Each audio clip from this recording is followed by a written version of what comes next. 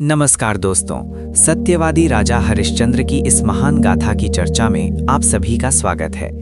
भारतीय पौराणिक इतिहास में जब भी सत्य, धैर्य और अटूट कर्तव्य निष्ठा की बात आती है तो महाराज हरिश्चंद्र का नाम सबसे पहले और अत्यंत गौरव के साथ लिया जाता है। उनका जीवन हमें ये सिखाता है कि सत्य का मार्ग भले ही कांटों भरा हो और उसमें अपार कष्ट सहने पड़े, लेकिन जो व्यक्ति अपने धर्म और वचन पर अडिग रहता है, अंत में विजय उसी की होती है। अयोध्या के इक्ष्वाकु वंश के इस प्रतापी राजा ने राजपाट, सुख वैभव और यहाँ तक कि अपने परिवार का त्याग कर दिया, किंतु सत्य का साथ कभी नहीं छोड़ा। आज के युग में भी उनकी ये कथा हमें ईमानदारी और नैतिक मूल्यों पर चलने की प्रेरणा देती है।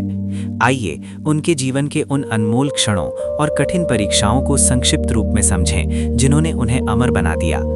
महाराज हरिश्चंद्र की ये पावन गाथा भारतीय संस्कृति का वो अनमोल और विराग अध्याय है जो मनुष्य के आत्मबल, अखंड धैर्य और सत्य के प्रति अडिग निष्ठा की सर्वोच्च पराकाष्ठा को रेखांकित करता है। अयोध्या के इक्ष्वाकु वंश के प्रतापी राजा हरिश्चंद्र का शासनकाल न्याय, धर्म और अटूट सत्य का साक्षात प्रतिबिंब माना जाता था। उनके राज्य में प्रजा इतनी सुखी, सुरक्षित और धर्मनिष्ठ थी कि वहां कभी चोरी, अकाल, रोग या अकाल मृत्यु का भय स्वप्न में भी नहीं होता था।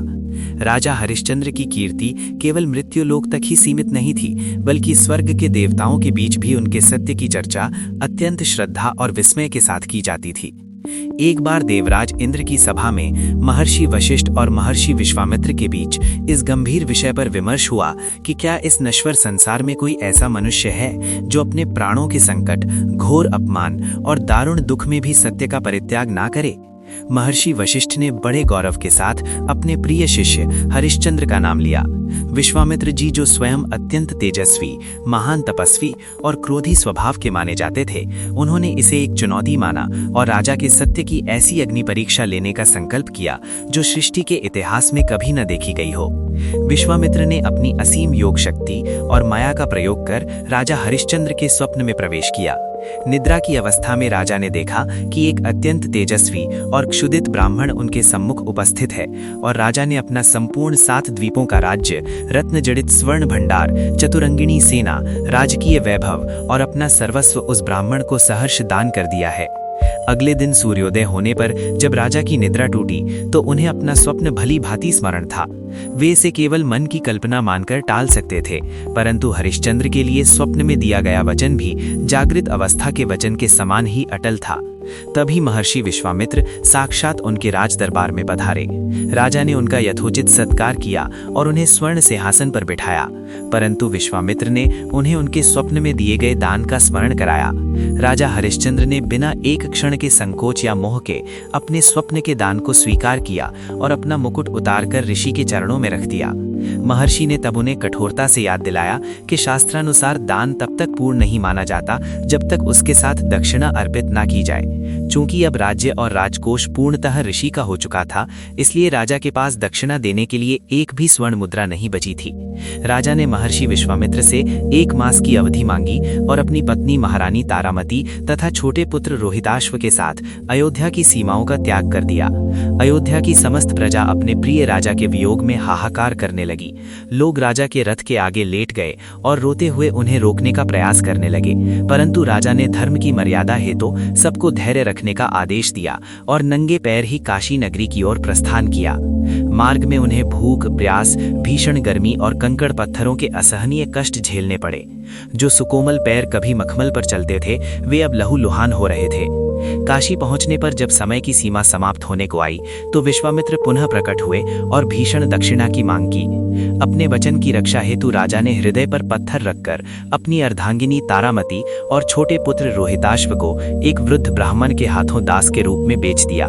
वो दृश्य इतना हृदय विदारक था कि काशी के घाटों पर उपस्थित जनसमूह की आंखों में आंसू आ गए जब एक कुलवधू और अबोध राजकुमार को दूसरों के घर के तुच्छ कार्य करने के लिए विदा होना पड़ा। किंतु दक्षिणा की राशि फिर भी पूर्ण नहीं हुई थी, इसलिए राजा ने स्वयं को शमशान के स्वामी कालू चांडाल के हाथों बेच दिया और शेष दक्षिणा चुकाई। राजा का कार्य अब शमशान की रखवाली करना और वहां आने वाले प्रत्येक शव के परिजनों से कर यानी शुल्क वसूलना था। राजा हरिश्चंद्र अब फटे चिथड़ों में चिताओं की भस्म लपेटे हुए शमशान की भयानक शांति, सियार की आवाजों और लाशों की दुर्गंध में रहने लगे। वे अपने वैभवशाली अतीत को पूर्णतः विस्मृत कर केवल अपने स्वामी के प्रति ईमानदार रहकर सेवा कर रहे थे। उधर रानी तारामती ब्राह्मण के घर में बर्तन मांजने, झाड़ू लगाने और जंगल से लकड़ियां बीनने जैसे निम्न कार्य कर रही थीं। नियति का सबसे क्रूर प्रहार तब हुआ जब एक दिन पुष्प चुनते समय राजकुमार रोहिताश्व को एक भयंकर कालसर्प ने डस लिया और उनके प्राण पखेरु उड़ गए। रानी तारामती पर दुखों का ऐसा वज्रपात हुआ कि वे जड़वत रह गईं। उनके पास अपने इकलौते पुत्र के कफन के लिए भी वस्त्र नहीं था। मूसलाधार वर्षा, कड़कती बिजली और काली डरावनी रात में रानी रोती बिलखती अपने पुत्र के मृत शरीर को गोद में लेकर शमशान पहुंची।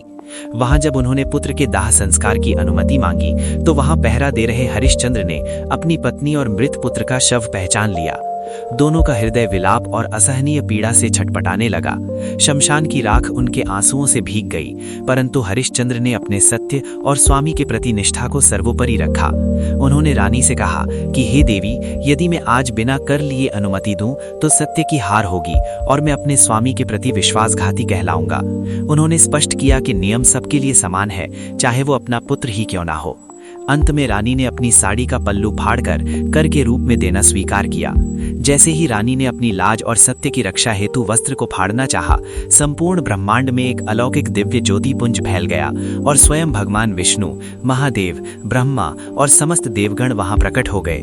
महर्षि विश्वामित्र ने आगे बढ़कर राजा का हाथ थाम लिया और अश्रुपूर्ण नेत्रों से कहा कि हरिश्चंद्र, तुमने वो कठिन साधना सिद्ध की है जो देवताओं के लिए भी असंभव है। तुम सत्य के साक्षात अवतार हो। भगवान ने रोहिताश्व पर अमृत वर्षा की, जिससे वो पुनः जीवित होकर माँ पिता के गले लग गया। राजा के अचल सत्य से प्रसन्न होकर देवताओं ने उन्हें उनका खोया हुआ राज्य, वैभव, मान सम्मान और प्रजा का प्रेम वापस लौटा दिया। राजा हरिश्चंद्र ने पुनः अयोध्या का सिंहासन संभाला। उनका शासन पहले से भी अधिक न्यायपूर्ण और लोक कल्याणकारी हो गया।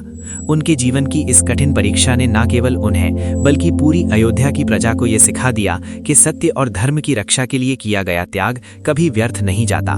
कहा जाता है कि राजा हरिश्चंद्र के तपोबल से अयोध्या में लंबे समय तक कोई दुख या बीमारी नहीं आई।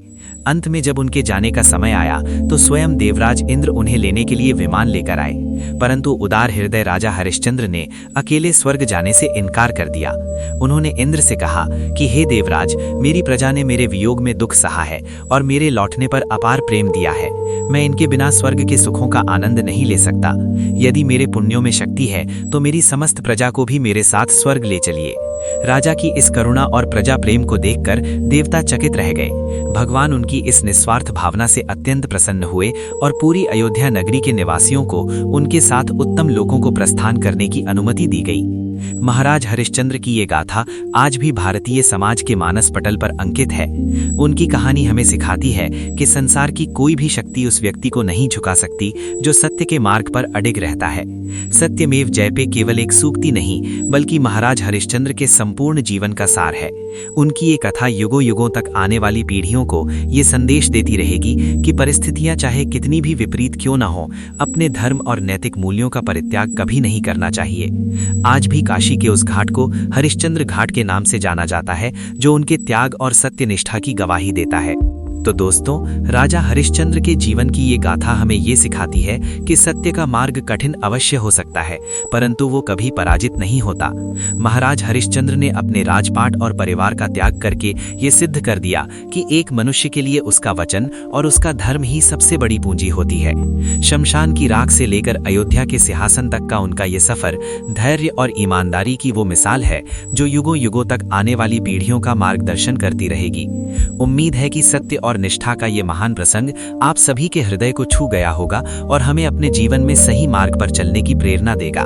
आज की इस चर्चा को यहीं विराम देते हैं और संकल्प लेते हैं कि हम भी अपने जीवन में सत्य की मर्यादा को बनाए रखेंगे।